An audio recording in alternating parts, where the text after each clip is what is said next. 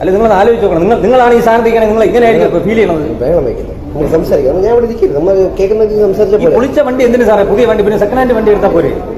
നിങ്ങൾ തന്നെ ആലോചിച്ച് നോക്കി. ഒരു ന്യായമായ കേസാണ് അത്. പുതിയ വണ്ടി പൊളിച്ചത് അവിടെ VC ആക്കിയിട്ടേക്കുന്നത്. പിന്നെ എന്തിനാണ് പുതിയ വണ്ടി നമ്മൾ വാങ്ങുന്നത്? എന്റെ സാധനം സാറാണ് ഇതിനെങ്കിലും അപ്പുറം സംസാരിക്കുന്നത്. നിങ്ങൾ ഈ കമ്പനിയുടെ സ്റ്റാഫായിട്ട് നിങ്ങൾ ഇങ്ങനെ പെർഫോം ചെയ്യണം, മനസ്സിലാക്കി? പിന്നെ എന്തിനാ സാറേ വണ്ടി വാങ്ങുന്നത്? നിങ്ങളൊന്ന് പറഞ്ഞു, ഒരു പൈസ കൊടുത്ത് വാങ്ങുന്നത് എന്തിനാണ്? പിന്നെ വണ്ടി സെക്കൻഡ് ഹാൻഡ് വണ്ടി എടുത്താൽ പോരെ? ഈ VC പൊളിച്ച് ഇഞ്ചി പൊളിച്ചിട്ട് ന്യായമാണ് ഇതിന്? ഇത് ഒരു നിങ്ങളതിനെ ആലോചിച്ച് നോക്കി. നിങ്ങൾ പറയുന്ന ശബ്ദം ഉയർത്താൻ വേറെ ആളാണ് ഇതിനെങ്കിലും എപ്പോഴും ഫീൽ ചെയ്തത്, മനസ്സിലായില്ലേ? ഒരു കഷ്ടപ്പെട്ട് ഒരു വണ്ടി വാങ്ങുന്നത് ചുമ്മാ ഈ പൊളിക്കുന്ന വണ്ടി വേണ്ട ആവശ്യമില്ല. എന്നാൽ സെക്കൻഡ് ഹാൻഡ് വണ്ടി പൈസ കൊടുത്ത് വാങ്ങിക്കുക, പിന്നെ നല്ല വണ്ടി കിട്ടും. ഇത് ശരിയായ കേസല്ലേ? ഇത് ന്യായമല്ല, സംഭവം വളരെ മോശമായിട്ട്. TVS എന്ന് പറഞ്ഞിട്ട് 4-ാം തീയതി എനിക്ക് ബുക്കിംഗ് ആയിട്ടുള്ള ജൂലൈ 4-ന് ഞാനൊരു ജൂപ്പിറ്റർ ബുക്ക് ചെയ്തു. ജൂപ്പിറ്റർ 110 എന്ന് പറഞ്ഞിട്ടുള്ള വണ്ടിയാണ്. അപ്പോൾ അത് എനിക്ക് 14-ാം തീയതി ഡെലിവറി ചെയ്ത് അന്ന് വൈകുന്നേരം കിട്ടിയതിന് ശേഷം പിറ്റേന്ന് ഞാൻ ഓടിക്കുമ്പോൾ അന്ന് പതുക്കെയാണ് പോയത്. പിറ്റേ ദിവസം ഞാൻ ഒരു 20-ന് മുകളിൽ കയറുമ്പോഴത്തേക്ക് വണ്ടി ഭയങ്കര വൈബ്രേഷനാണ്. അങ്ങനെ 2 ദിവസം ഞാൻ ഓടിച്ച് എനിക്ക് ഡൗട്ട് തോന്നി.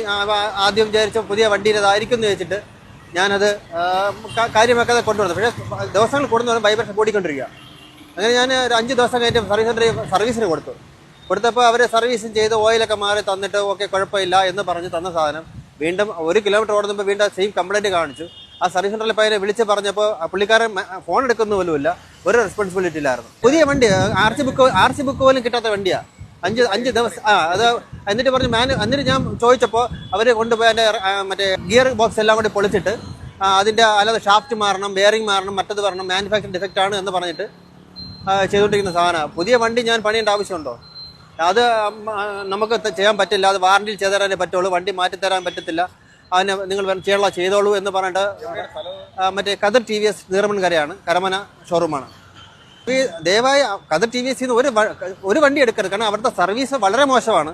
അവിടെ കാണിക്കുന്നതെന്ന് വെച്ചാൽ അവർ ടെക്നീഷ്യന്മാർക്ക് അറിയത്തില്ല പണി ചെയ്യാനായിട്ട്.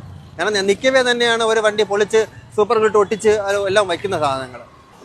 അതുപോലെ TVSന്റെ വണ്ടി എടുക്കുന്നവർ നോക്കിയതിന് ശേഷം മാത്രം എടുക്കുക. കാരണം ഒത്തിരി കംപ്ലയിൻറ്റ്സ് കദർ TVSന്റെ കറഫിൽ വരുന്നുണ്ട്. ഞാനവിടെ നിൽക്കവേ തന്നെ ഒത്തിരി കസ്റ്റമർ വന്ന് പ്രശ്നം ഉണ്ടാക്കിയിട്ട് പോകുന്നുണ്ട്. വണ്ടി വളരെ മോശം പെർഫോമൻസാണ് എനിക്ക് കാഴ്ചവെച്ചിട്ടുള്ളത്. വളരെ മോശമായിട്ടാണ് അവർ ഇടപെട്ടിട്ടുള്ളത് എൻ്റെ അടുത്ത്.